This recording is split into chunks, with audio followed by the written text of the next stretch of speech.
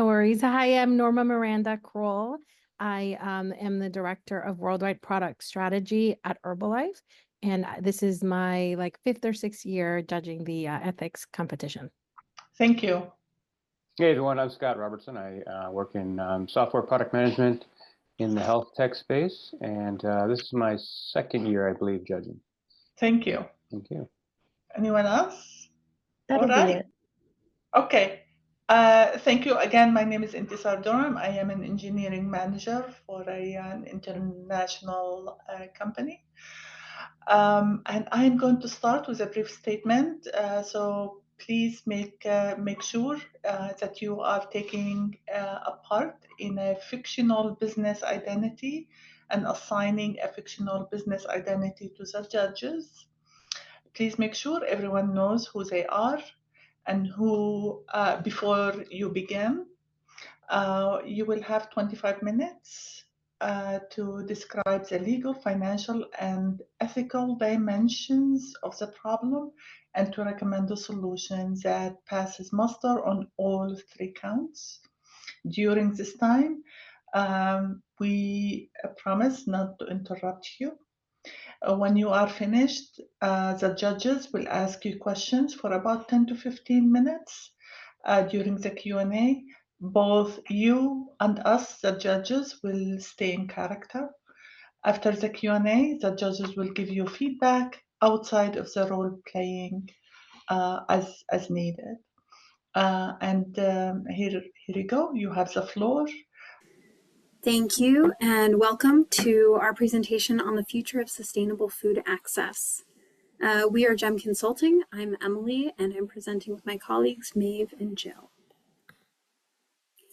So today, you all are the Walmart Inc. Board of Directors, and we are JEM Consulting, a premier sustainability consulting firm. So our primary focus and our primary sustainable development goal that we want to zero in on is the second one, which is zero hunger, aiming to end hunger, achieve food security, and improve nutrition and promote sustainable agriculture. Our definition of healthy food is sustainable, nutritious, and accessible with micronutrient availability among a healthy diet. We've seen that as Walmart, one of your primary challenges is difficulty in scaling healthier food options up. We've seen that it's dependent on customer preference and demand, which can vastly depend on the cost and convenience of options of healthy foods, and the availability and cost of preferred products, ingredients, commodities, and inputs.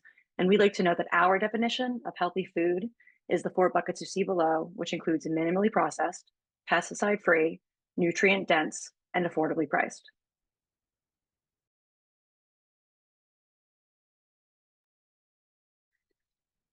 So the data shows that Americans want to eat healthier. Nearly 80% of individuals polled for an American Heart Association study would like a healthier diet. They would do so if it was accessible and convenient to them. Over 60% of survey respondents to the same study say that cost and physical accessibility are primary barriers to healthy eating. Walmart is well positioned as a solution to this issue. 90% of Americans live within 10 miles of a Walmart store.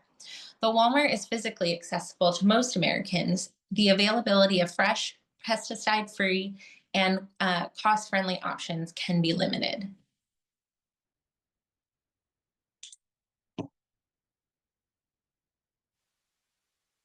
And so given the, given the scale of this challenge, we see Walmart as one of the largest grocery retailers in the United States, as uniquely positioned to turn the risks of food accessibility or healthy food into opportunities. And so we see 3 key themes here as critical to Walmart's healthy food strategy: access, carbon emissions, and supply chain efficiency.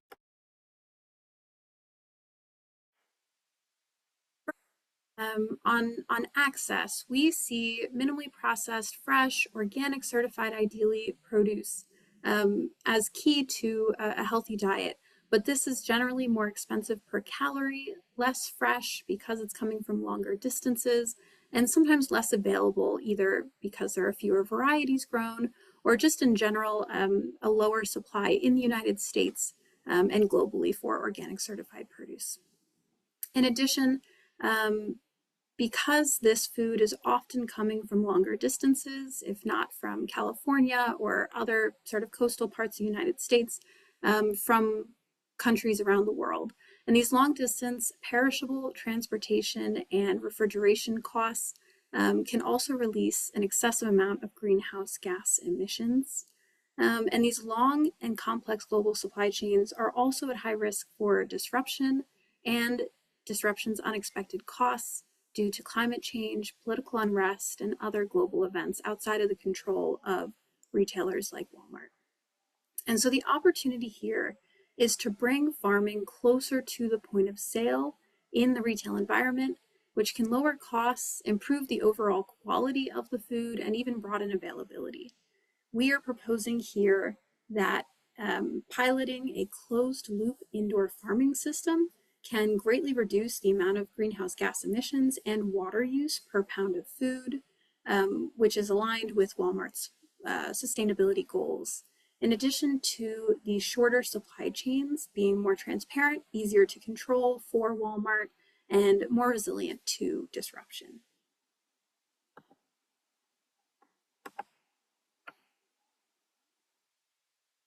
So like Emily mentioned, we have identified a massive opportunity and ethical imperative for Walmart to leverage their extensive reach and establish a reputation as the leader in healthy food access nationwide.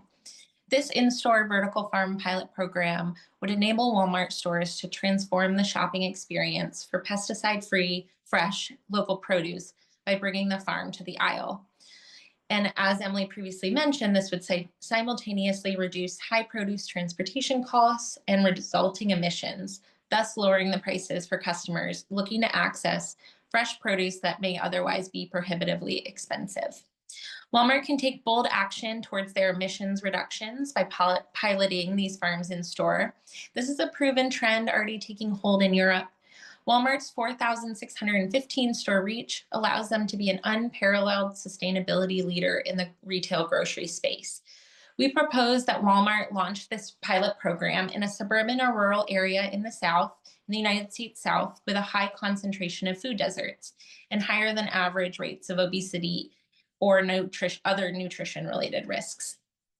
We strongly believe that this shopping experience would draw in shoppers to spend more time and money per visit to witness the innovative experience of seeing produce grown vertically indoors. It would also visually emphasize Walmart's commitment to fresh and pesticide-free produce for customers. The vertical farm also gives Walmart more control over their supply chain, more resiliency against unexpected supply disruptions, and help reducing costs.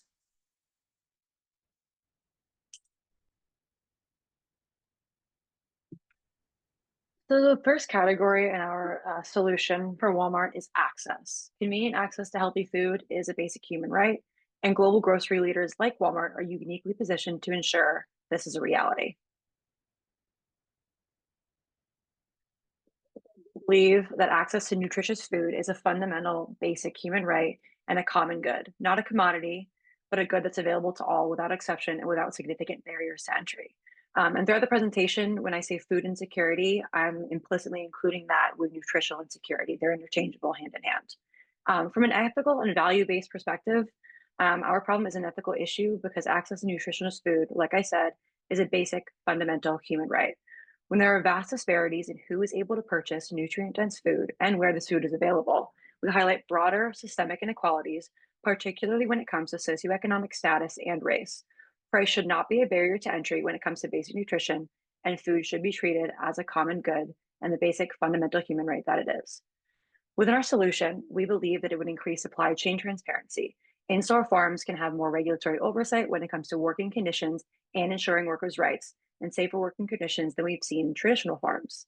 We could also ensure broader access to nutrition and produce. Healthy citizens create an overall positive externality for the American healthcare industry and institutes dignity and food security. Within the problem, we've seen vast rates of food apartheid and food security, either locational issues where grocery stores are not geographically accessible, or health issues where accessible food is not nutrient dense or is quote unquote fast food, which goes back to our definition of healthy food. I'm using the term food apartheid to emphasize the intentionality and inequities in food security instead of the word food desert, because deserts themselves aren't nutritionally desolate or culturally insignificant. We also see within the problem high rates of racial and socioeconomic disparities in food access, inequality in who and where food apartheid is prevalent, and higher concentrations within Black and Brown communities. We also see high emissions within food traveled. Limiting the need for produce to be delivered from one farm to another is part of our solution, because these food miles significantly contribute to the high emitting transportation sector. Walmart also has an ethical imperative to implement solutions like this and increase food access. The problem ethics are inherently indefensible in the fact that historical redlining and racist zoning practices have institutionalized food apartheid. Food apartheid is directly tied to and inseparable from discriminatory policy practices in the United States. Our solution is ethically defensible because we are advocating for food pricing for nutritious, nutrient-dense food. And we are not using organics in our definition of nutrient-dense food for a reason, because we see it as a potential barrier to entry and an unnecessary cost for access. Within our solution, there is an ethical value. Your company has the opportunity to be a solution in the supermarket redlining issue, helping to close the racial and socioeconomic gap we've seen in food security, and potentially pushing and creating policy infrastructure and allowing SNAP beneficiaries or WIC beneficiaries to use their benefits to purchase healthy produce. Our solution we see as ethically acceptable if Walmart is able to put these retail stores or price their hydroponic produce affordably and put their store locations after our pilot program purposefully located in southern rural areas where food apartheid directly related to racial disparities is prevalent.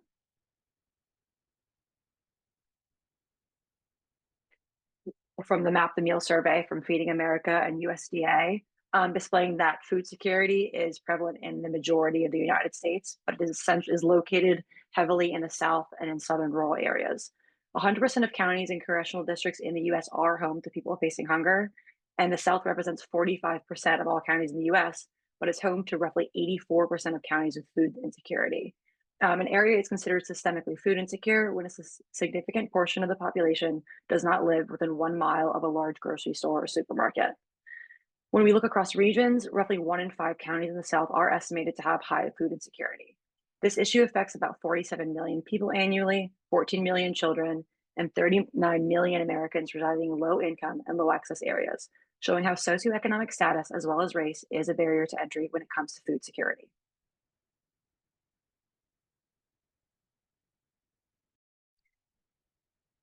Walmart has a wide reach. They have stores in all 50 states as well as international locations, and they've surely encountered many country and statewide nuances in legal code. In this vein, zoning laws specific to individual states and or municipalities may present a legal challenge to implementation of this program. This partially drives our recommendation for Walmart to pilot this program in locations that have lower barriers to entry via their zoning codes. So that's why we highlighted Oklahoma, South Carolina, and Texas as having some of the least restrictive zoning laws in the US, but really falling under that umbrella of locations that have a high food insecurity population.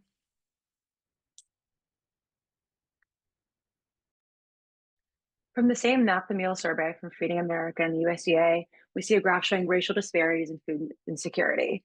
Walmart's purpose statement that we see above shows a commitment to equity across a vast array of categories, and the expansive impact of food injustice aligns directly with their goals. Food insecurity among Black and Latino individuals is higher than white in more than 9 out of 10 counties. According to this data, the average food insecurity rate among Black non-Hispanic individuals and Latino individuals is nearly 23% and more than 21% respectively, while the rate among white non-Hispanic individuals is roughly 10%. We see that clearly these rates are higher in the rural South, even within racial groups. Food insecurity rates among Black individuals range from roughly 6% in a county in Colorado to roughly 65% in counties in Tennessee.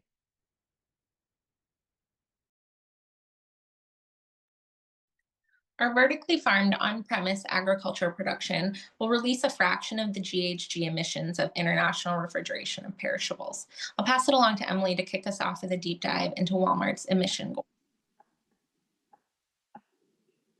Thank you. So in 2020, Walmart set an extremely ambitious goal to hit net zero emissions by 2040 without carbon offsets.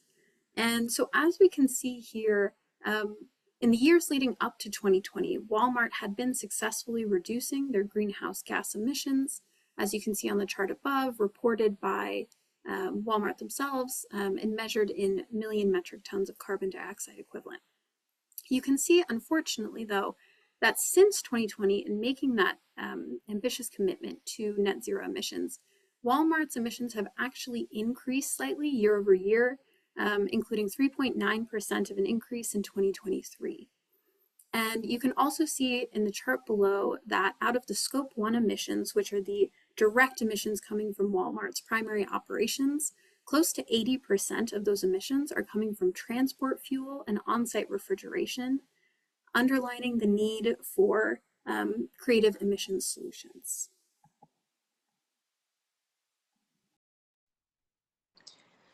Walmart is currently on track to miss their 2025 and 2030 emissions reduction targets. Like Emily mentioned, their annual operational emissions rose 3.9% year over year in 2023. While there's currently no precedent in the US for holding corporations liable for missing emissions goals, the landscape is quickly changing. It's now challenging to imagine a future in which legislation or serious accusations of greenwashing could impact Walmart. Globally, lawsuits have already begun to hold corporations accountable for failing to rapidly bring their emissions in line with the 1.5 degrees Celsius pathway. The most prominent recent example is a groundbreaking ruling in the Netherlands against the Royal Dutch Shell Corporation. The Hague District Court in May 2021 decision marked the first time a company has been held legally accountable for its contribution to climate change. The court ordered Shell to reduce its emissions out of a duty to respect human rights and conform to the temperature goals set in the Paris Agreement. This is a clear example of the type of litigation Walmart could be susceptible to if they don't continue to drive their emissions down.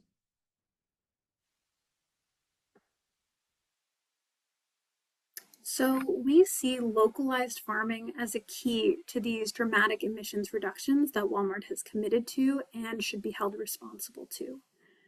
In 2019, there was graduate research from Ohio State University that compared the total carbon emissions per kilogram of lettuce produced from a conventional open field system in California versus an organic urban farm in Ohio. And the results showed that there were 5 times less carbon emissions per kilogram of lettuce coming from the organic urban farm, which is powerful.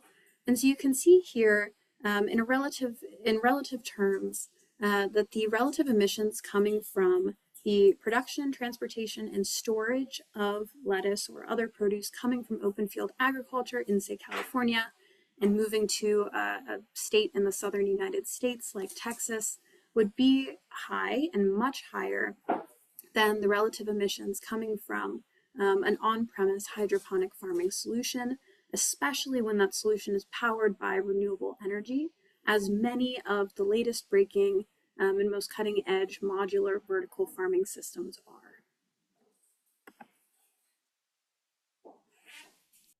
You've heard us touch on organic produce a few times in this presentation. That's because organically grown and certified produce has become synonymous with healthy choices for shoppers. But organic produce can be unavailable or cost prohibitive to many consumers. Also, there are strict regulations about how food can be labeled organic, non-GMO. This has resulted in a clearly distinct split in operations and markets for synthetic pesticide-free food, which results in higher prices for the organic market, even if the food isn't actually more expensive to produce. Hydroponics or vertical farms offer a more efficient and cost-effective way of bringing pesticide-free food to more shoppers. But there's much debate around the legality of organic certification for hydroponically grown food. In addition, certifications are just a placeholder in many ways for the customer being able to see how the food is being grown. This will be unnecessary if customers can see the source of the produce. Due to the nature of the current legal debate, we recommend that Walmart position these vertical farms as pesticide-free and locally grown alternatives to conventional produce. This will allow them to reduce future risk of litigation if the USDA stance on organic hydroponics changes. The final pillar we're going to discuss today on the solution is supply chain efficiency and how bringing produce growing in-house can minimize the risks and costs associated with long and often convoluted international supply chains. So the movement to bringing modular food production in-house into the actual retail environment is new. There have been some early trials in Europe, but it's still very early days, and there's plenty of room for first movers in the space and for organizations like Walmart to be a leader here. And so the key benefits of this modular approach to food production is first and foremost, as we've mentioned, the reduction in transportation and refrigeration costs and emissions, even from regional vertical farming facilities. So you'll see here listed below a number of case studies of large retailers in the United States partnering with vertical farming startups or companies. Now, none of these were in-store retail farming operations, but rather they were retail stores like Walmart investing in large commercial facilities that are regionally located or in proximity to stores. And so a company like Plenty would then ship their vertically grown produce in store. And while this certainly reduces or sort of shortens the supply chain from shipping it across the United States or even globally, there are still emissions, logistics, and considerations from this sort of supply chain. Next is minimizing the risk of supply chain disruptions or breakages. Again, in the case of a partnership like Walmart and Plenty in 2023, one of the challenges there was in the actual business model of Plenty themselves. They were a really large and very quickly scaling vertical farming startup that was receiving a lot of outside funding from venture capital firms and other private funders. And unfortunately, they ended up going bankrupt, not through any fault of Walmart's or their partners, but really because the scale of their technology and their operations did not match the scale of sales that they were experiencing with their partners. And so that leads us to our third point, which is to start slow and to scale with traction to ensure balanced bottom lines. And so here we see it critical that Walmart start with smaller pilots, store by store, and scale based on customer engagement and the actual economics of the farm. In addition to these benefits, we have identified a few additional benefits and keys to success. So not only will shoppers be interested in pesticide-free and locally grown produce, but the vertical farm itself is a spectacle and will enhance the in-store experience. And so customers will likely come just to see the vertical farm and stay longer. It's something they can bring their kids and share the experience of this new farming model. Next is the draw of more diverse shoppers. This experiment in innovative and sustainable farming will likely appeal to a broader range of customers than just the quote unquote typical Walmart customer, whatever that looks like. And so Walmart has an opportunity here to capture an even larger share of the market. Next, as we've mentioned previously, we see it critical that they start small and scale slowly based on financial viability and the actual customer engagement and feedback that they receive. As well, we see a massive opportunity here for Walmart to engage in press releases, media, a general communication strategy, and to build on the early success of Better Goods, which is their private label brand launched recently, and take ownership of sustainability as only Walmart can, as a leader in value and value-based grocery. And then finally, Walmart has relatively little in-store storytelling today and can use this as a method to increase cart size and tell a story around the vertical farming pilots. They can use signs, interactive displays, and other kind of visual or engaging tactics here to explain the innovation value and support shoppers in expanding their typical cart assortment to include the produce that they are growing in store. We see our conclusion as a win-win strategy for Walmart and ability to unlock Walmart's unrivaled ability to fight food insecurity and meet their sustainability goals, as well as their ethical obligation to improve healthy food access across the US. We hope you see how our solution will further Walmart's mission statement and purpose. Save money, live better, and hydroponically healthier. We have been JEM Consulting, and we thank you for your time.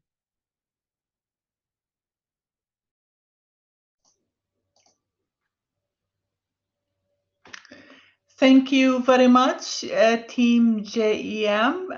Appreciated very much the information that you provided the board. I'm going to kick off the Q&A with the first question. And I would like to I heard some of it, part of the answer, but not all of it. I just want to know, have you thought about the ethical implications that this amazing solution that you have presented has on small local farmers and farms? Because I hear that these are the folks who supply most of the healthy organic food to supermarkets across the country. So what are some of the ethical issues in disturbing small local farms?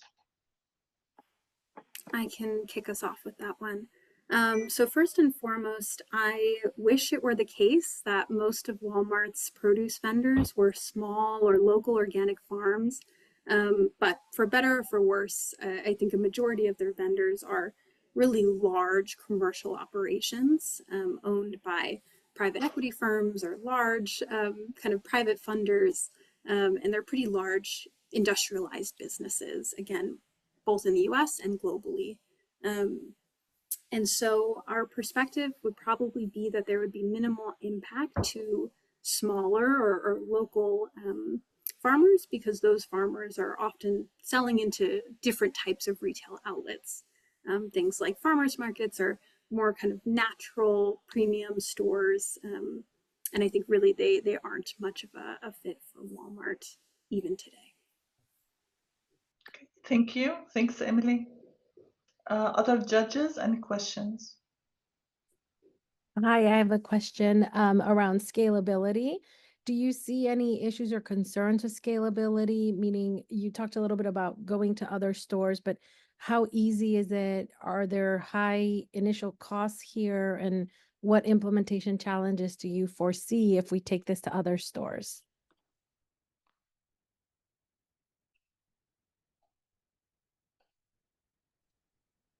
This is Jill. I can speak to this one, and Emily, I might lean on you a little bit for support.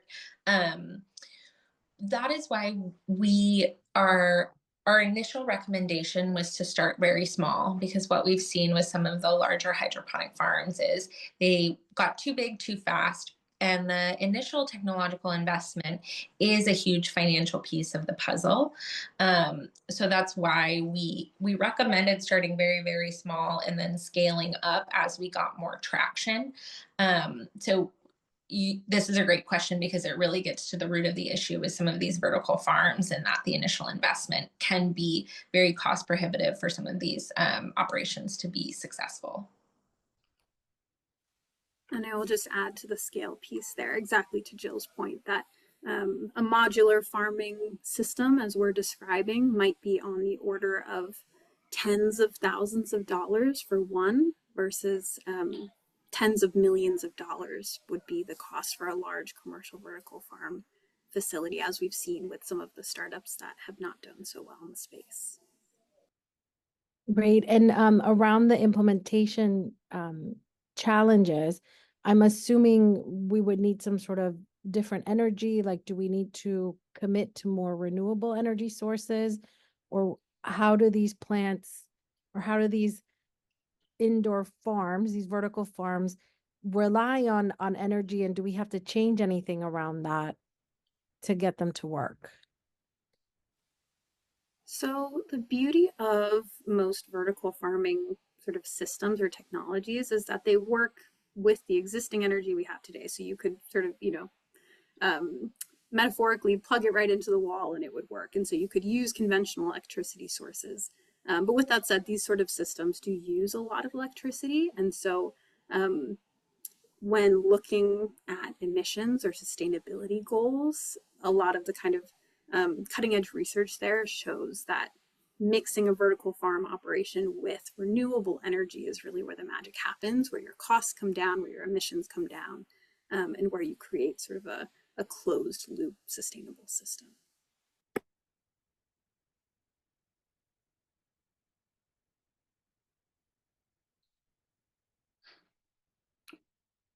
Norma, do you have any more? Norma, I just wanted to. I do, but why don't you go ahead? Let me gather my thoughts. Okay, sure.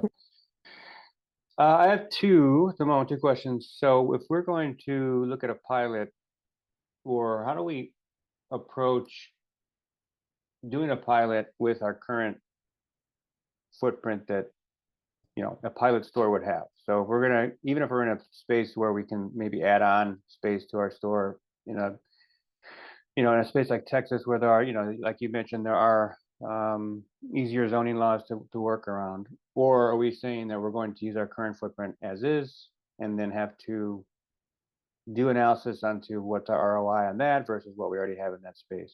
How do we kind of balance out that problem there? Assuming we're going to use the produce area. Sorry, go ahead.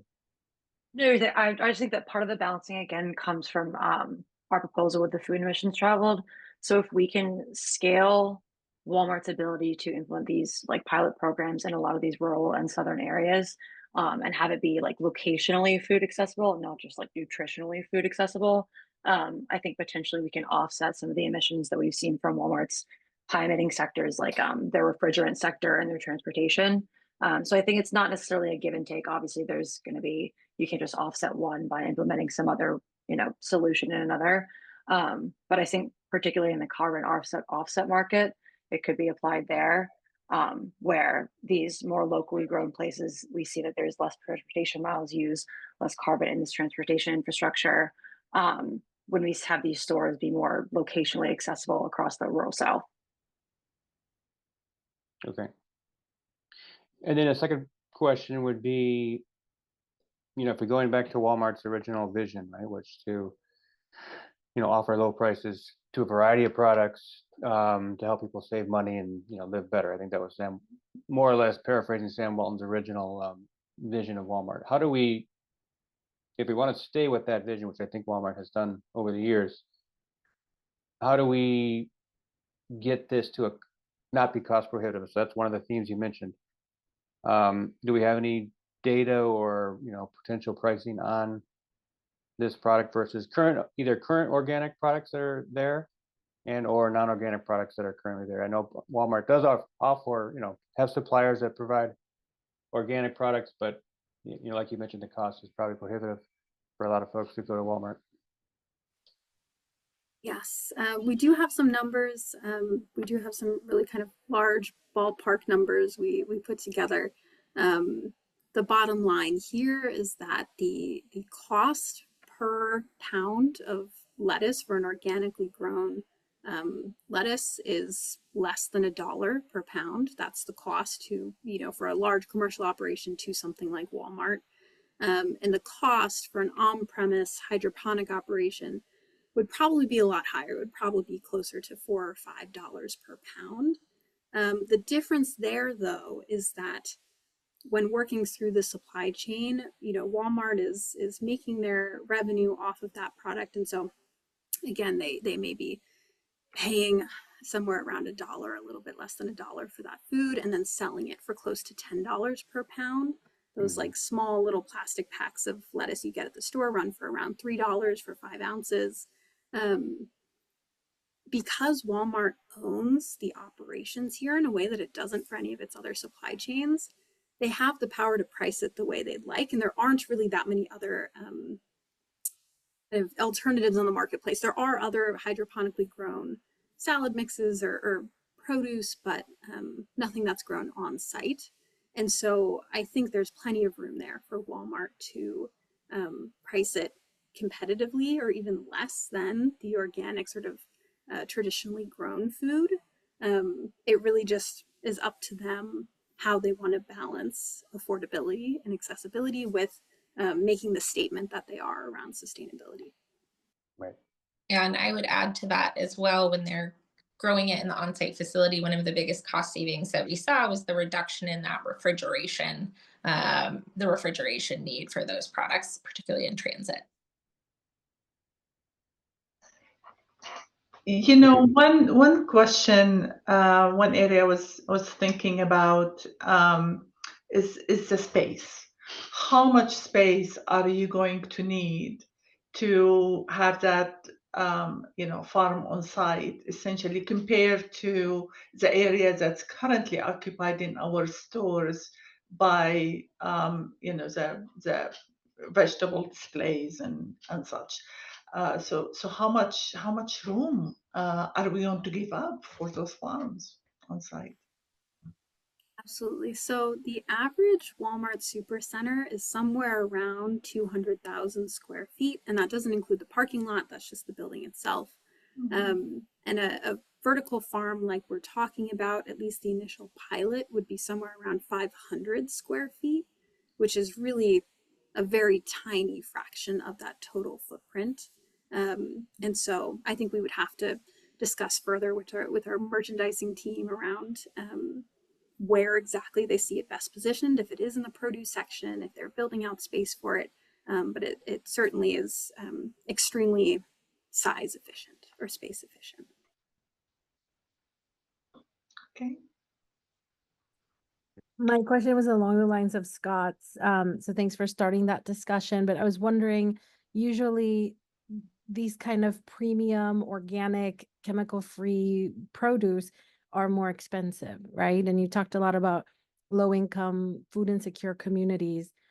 If we're now launching this program, let's say of farms inside, and they will be sold at probably a premium price, are we alienating our consumers right now? Are they open to making that switch and maybe paying a bit more?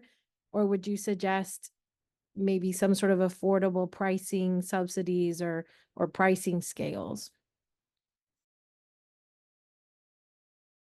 Yeah, I think our goal here was to find a middle ground in between conventional and organic. There's not a lot of what we see as a kind of mid-range offering. A lot of the pieces of the organic farming, supply chain, and the certification costs themselves really push it towards more of a premium price. And our idea here was to reduce the spend on warehousing, transportation costs, and remove the, not being under the organic certification umbrella, was to ideally place the cost here sort of in that middle ground. So let's say someone has a little bit more in their budget to be able to access, conventional and maybe like conventional plus, but not all the way up to an organic offering. That's where we envision this product sitting, is in between those two product offerings. So ideally you can, more customers will be able to access this than just an organic certified product. Thank you.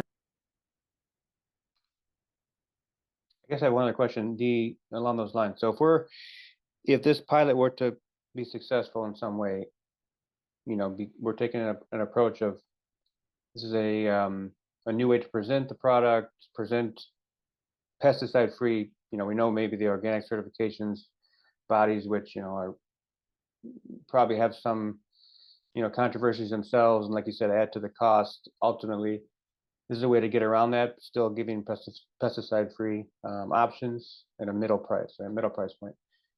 And then maybe Walmart looking into, and I don't know if this is something that has been looked into, vertically integrating something like this close by their super centers, right? So you can add more space to grow, larger portions and even bring the cost down more for the local Walmart. So you could, in Texas, for example, you have land where you can build closer to your stores and maybe have a vertically integrated hydroponic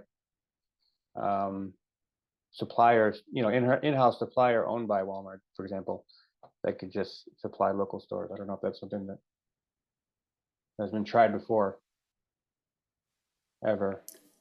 I think our hope here is that, or I think we see our recipe for success being really in starting small.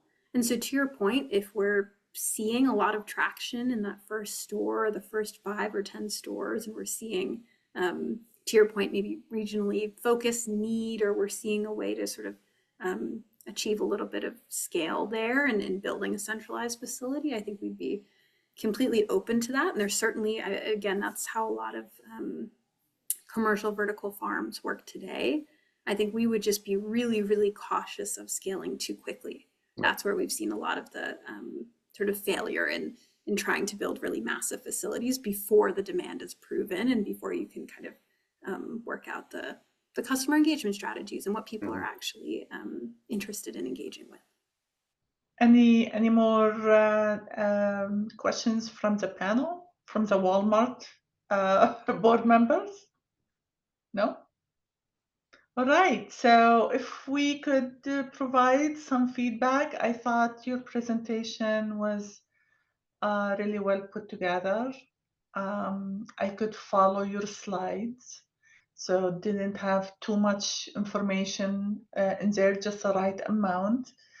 You did, the three of you did really well in presenting your point of view. The only thing for me, I wish I was able to be in the room with you and kind of see your passion about the subject matter, but you all did a wonderful job. Thank you very much. Any comments from you, Scott? Sure. Yeah, Norman, you want to go first? No, please go ahead. Okay. Yeah, I like the delivery. I think one thing I'll say is that a marked difference in your presentation was that your delivery was very smooth. So in other words, you weren't trying to push too much information in the time allotted, and you didn't have too many slides you're trying to race through, and you gave the board members a chance to kind of absorb what you're saying. So that's awesome. And if you could do that, you know, maybe even a little bit more, I think that's good, great. You know, you did a great job, but that's key to presentation. You want to give time to absorb the material, right? The audience. A lot of times, you know, I've run this over my career, is you want to make sure you get everything out. So you want to make sure you get through the slides and present all the information, but you know, and it's hard to do on remotely with the cameras off to read the room, but you know, you want to just err on the side of not having too much and give folks time to absorb as you go through. So well done there. The other thing is, I think maybe a little bit more on the legal detail would have been great here. Now, if I'm in the board member and I have no background in, you know, this particular topic, maybe my expertise is in supply chain and other, you know, hard goods or whatever the case is. I don't have, you know, any ESG background or any kind of information, that background around there. Maybe a little bit more on the potential legal or regulatory issues we may experience in the future. I know you mentioned some things that are happening in Europe and whatnot, but maybe, and you know, maybe there's just not that data out there to show. But if there's anything else on the legal side that may bring light to a board member who doesn't have this background, that may be helpful. But overall, good information and good presentation. I echo the comments. I think you guys knew what you were talking about. We could tell that you did all this research. You handled yourself very well, very professional. The Q&A was very smooth. Agree, the slides I thought were great, very impactful. You had the risk and opportunity slide, which I thought was great. I also really like the shopping experience image that you put in there, because we may be imagining the farm, but then when we could see it, I thought it was very impactful. Very clear problem and connected us to this innovative solution. And I like that it wasn't telling us what we're doing wrong necessarily as a board, right? But it was more about what we can do in this innovation, and it's just aggregate. It's not going to take away as far as just an idea that we could implement, right?